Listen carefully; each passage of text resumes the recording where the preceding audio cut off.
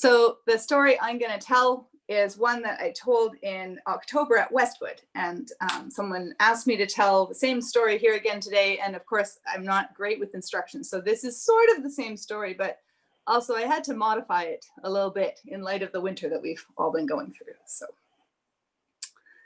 towards the end of one glorious afternoon of free-range Lego building with my kids when they were little, I held up my masterpiece. My Lego passion is buildings. I am forever trying to put together a city, an orderly, tidy one, with boys who mostly want to build tanks and dinosaurs. I had made a church years ago that I was particularly proud of, complete with stained glass windows and a flaming chalice and a little tiny Lego Yoda at the pulpit. Where is the main part? My 5 or 6 year old at that time asked, frowning. The main part? I echoed. I was confused. I pointed to the pews and the lectern, and he said, yeah, where's the main part? You know, the church. Well, here, I said. He frowned. That's where the adults go, he said. Where is the main part of the church? He meant the basement with the children's program, where the good stuff happens. I explained to him about the history of churches, how in my grandma's time, whole families would sit together in pews and listen to a message together. He looks dubious. He doesn't think that the kids would like that very much. I said they didn't, but I explained the value of obedience and wisdom being imparted and yada, yada, yada. And he had long ago stopped listening at that point. He was sailing a pirate ship up Main Street. But I know that he absorbed some of it because later I heard him talking to his brother about old churches what hated kids, as he described it. Thousands of years of human history brushed away as an instant with old churches what hated kids and not the main part. The phrase main part struck with me though. How the thing that I thought was the core of church was to him essentially adult daycare provided so that the kids could do the important stuff. I asked myself, what is the main part of UUism? And I found that my answer wasn't upstairs or downstairs or any part of the building exactly. For me, the answer was in the Lego itself. The way it changes shape and takes whatever form you can imagine. This was like my own practice of faith, if you want to call it that. It's not so much a specific thing that we build as it is about how we fit together in a way that's strong but not rigid. To me, that's the main part of the church. In the years when my kids were little, I was training to be a UU minister, which explains all the theological essays mixed in with the Lego. And throughout that process, I was becoming more and more uncomfortable with how the way we train ministers is often in opposition to our values. A lot of time and energy going into studying words of dead white men and the structures they invented at the expense of more diverse voices. And that's at a tremendous amount of expense and debt which is involved, and also a process that forces ministers to choose careers based on financial considerations. Training programs have a cold imperviousness too to the needs of parents, and by extension, their children. One time when my boys were little, I overheard one telling the other that ministry was that thing why mom can't play with us. Beyond all that though, there was the simple fact that much as I loved UUism and UU communities, I was realizing that I was not a very ministerial personality. So by March of 2015, I was having serious doubts about whether I was going to be able to squeeze the Liz-shaped seminarian into the minister-shaped box. It didn't help that it was March, that terrible part of the year in Saskatchewan when Christmas is a distant memory, but there is still a lot of winter left. During that most bleak and boring time filled with snow and homework, I was studying and I was not liking what I was learning. UU history was not what I had expected. Reading the words of Michael Servetus, the Unitarian martyr who was burned at the stake hundreds of years ago, the hero, it was not the experience of inspiration that I was looking for. Servetus was bright, yes, but he was also entitled, and he was constantly picking fights, and he was so sure of his own wisdom. Smart and freedom-loving as he was, reading his words left you with the unmistakable sense that he was doing a 16th century version of the worst kind of trolling on Twitter of George Calvin. I thought it was wrong to burn Servetus, of course, but I could sympathize with the urge. Thoreau was also not the intrepid hero that I had pictured. He lived on land stolen from indigenous peoples and given to him for free to use by Emerson, Ralph Waldo Emerson, the UU minister, whose wife did his laundry for Thoreau and also fed him, I might add. It's a lot easier to live intentionally and suck the marrow out of life when your friend's wife is doing your laundry and feeding you. So it was during this month of my yelling at my history books when the UU organization, the Lucy Stone Housing Cooperative in Boston, put an ad online looking for new roommates. The Lucy Stone Housing Cooperative represented everything I wished that they were teaching us about in school. They were one of those unique UU communities, thinking outside the box about ways to live out their religion. I had visited them firsthand. I'd been touched by the warmth and the music in the community. They were big in all the right ways, but they were small in all the right ways, and I wanted to be a part of that. And so a prank began to form in my mind, a prank that would divert me from my history homework. Several of us got together into a top secret prankster group and coordinated to apply as several famous and mostly dead Unitarians and Universalists. I applied as Emerson, and passive aggressively under pets, I wrote Thoreau. Someone else applied as Servetus, and under food aversions, they wrote barbecue. For balance, we threw in the Holy Spirit, adding very few specifications. The application form asked for an email address, and on a whim, we put uuhystericalsociety@gmail.com, which was a play on the organization, the UU Historical Society. Imagine my surprise when I received a letter inviting us all to attend an upcoming sing-along to get to know our prospective housemates and begin the application process.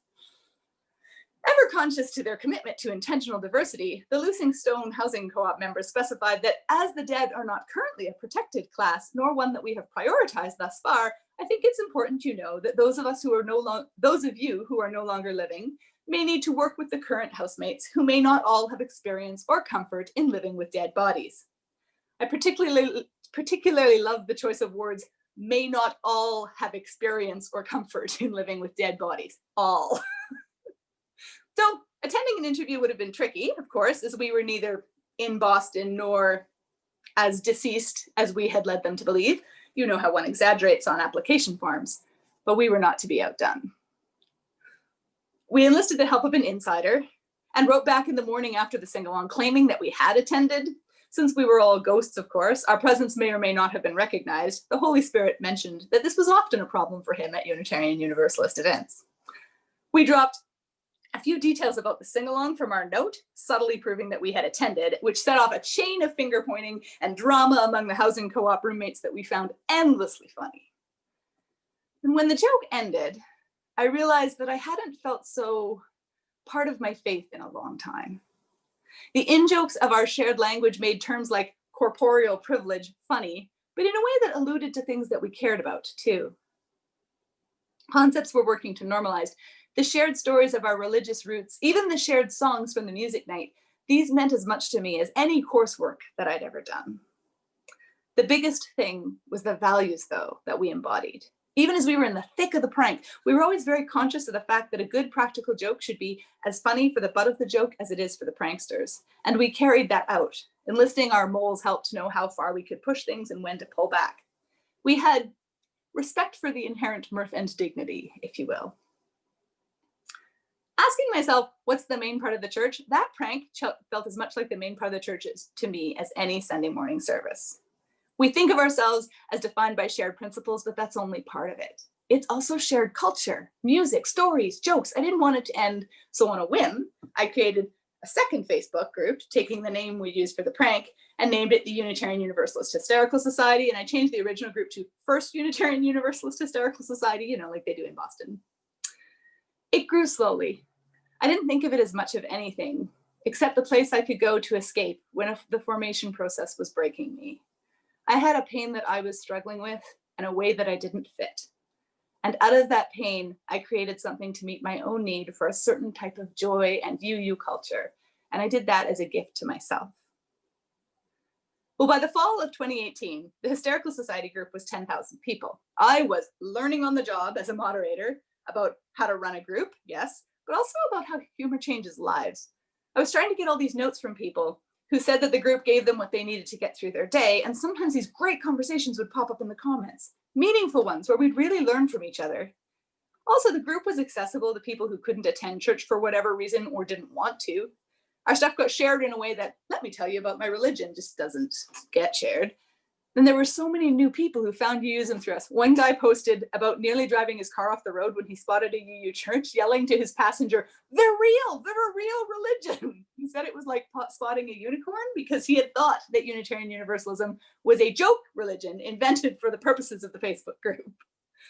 So I loved this, that I was telling people about Unitarian Universalism, but it also terrified me a little that this was how most people were creating their first impression of Unitarian Universalism. I had been educated to believe that when people learn about it, they should learn about it from somewhere official and tidy and representative, and we were pretty messy. We went off the rails a lot. More than that, I was kind of haunted by the idea that what we had built wasn't enough. People were asking to go a little bit deeper once they learned about UUism, and we weren't responding to that. Well, what's the main part of the church? When I ask it, that could include memes, absolutely, but it can't just be memes.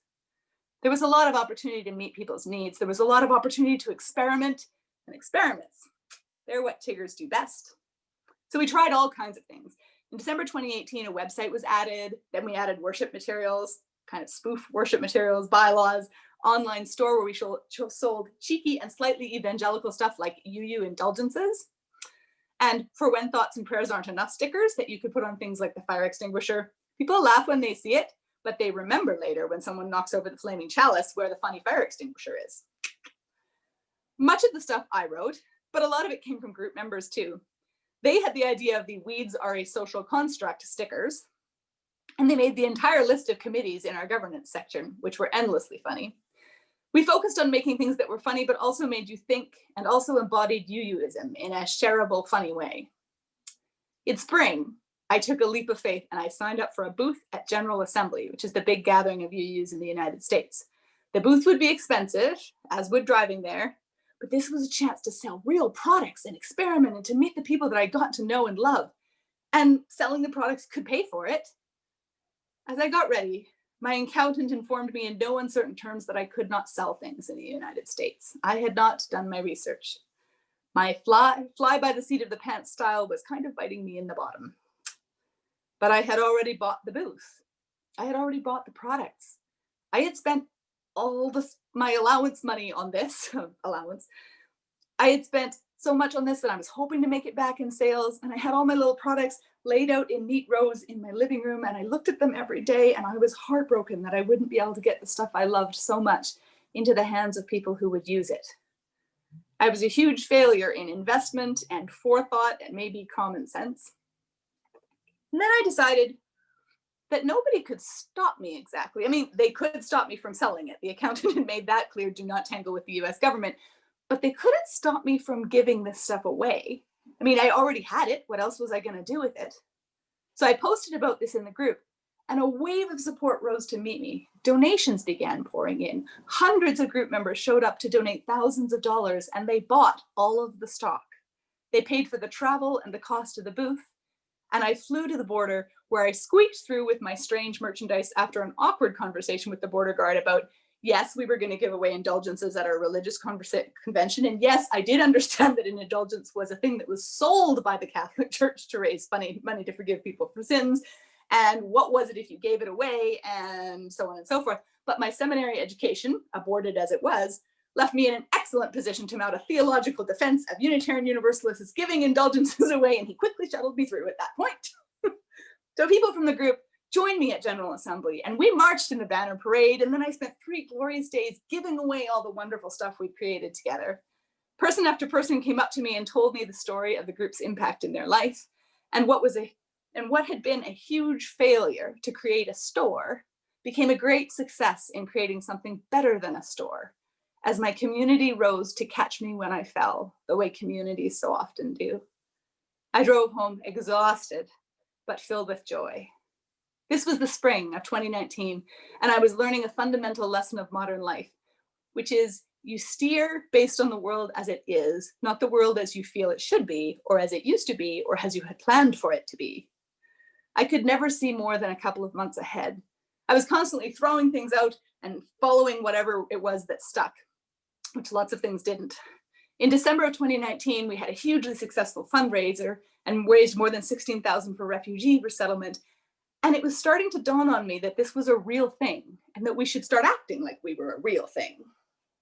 And so in early 2020, I took the plunge and applied for a grant for the Means to Meaning project. Some of you in the audience helped with that.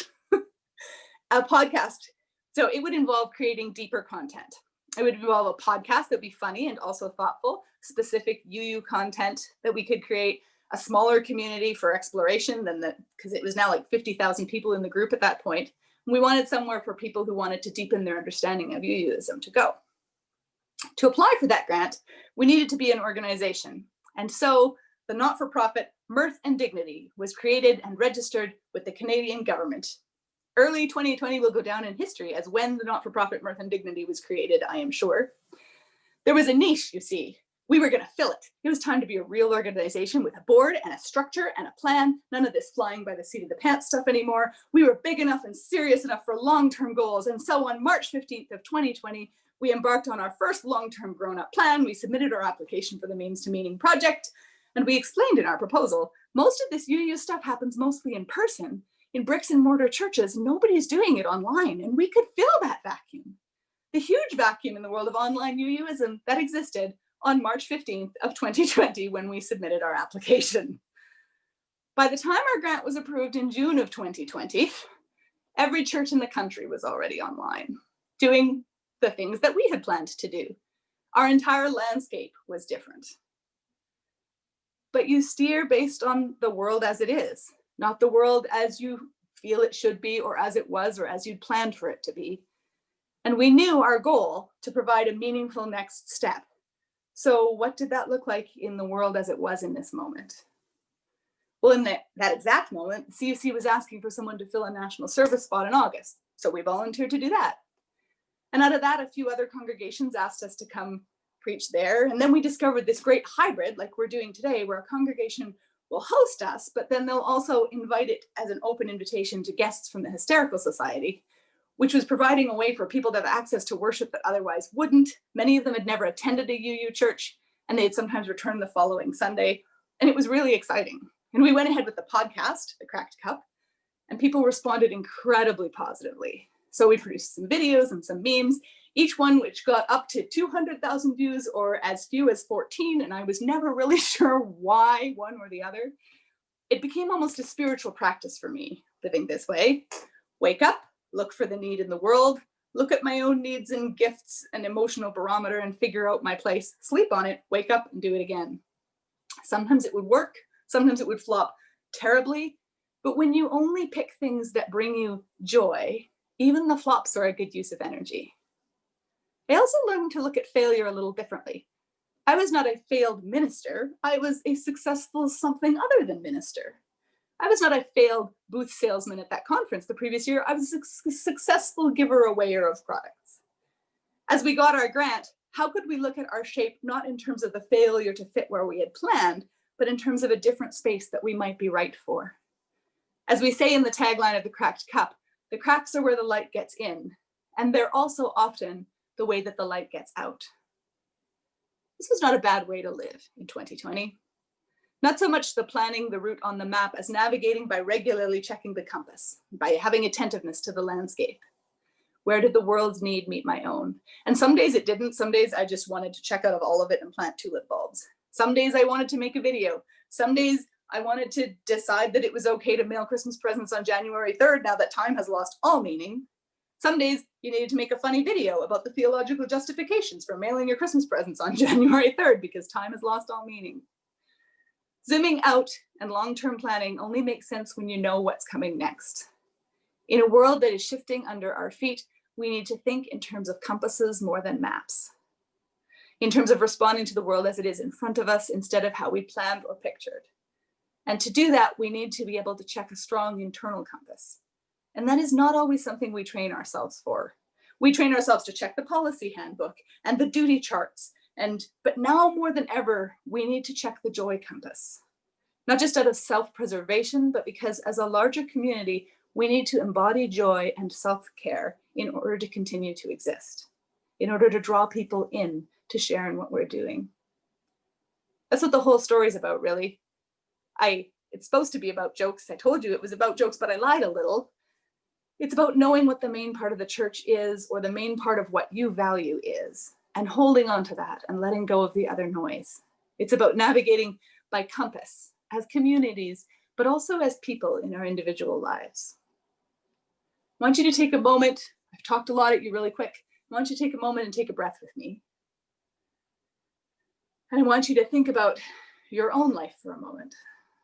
Think about your week ahead. Think about what you're feeling in your body right now. Think about what might bring you joy or comfort this week. Have you been waiting for a chance to dive into a fun creative project? Not one you've been meaning to do or one that you already bought the fabric for, but one that you're really excited about. Is there a book you've been wanting to read? Wanting to, not should. What do you love? Who do you want to connect with? What makes you feel excited?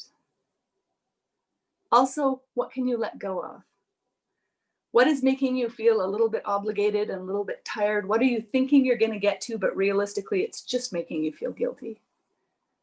In the spirit of a world that is changing and filled with experiments, what can you leave behind?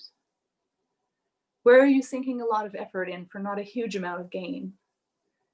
Are there things that you're doing or things that you are paying attention to that you could take a break from for a while? Where can you change? Where have you been struggling to fit into a certain shape, and maybe you could try fitting into a different shape? How can you be joyful and kind to yourself this week in the world as it is, not the world as it used to be, or as you planned to be, or the world as it should be? How can you be radically kind to yourself this week?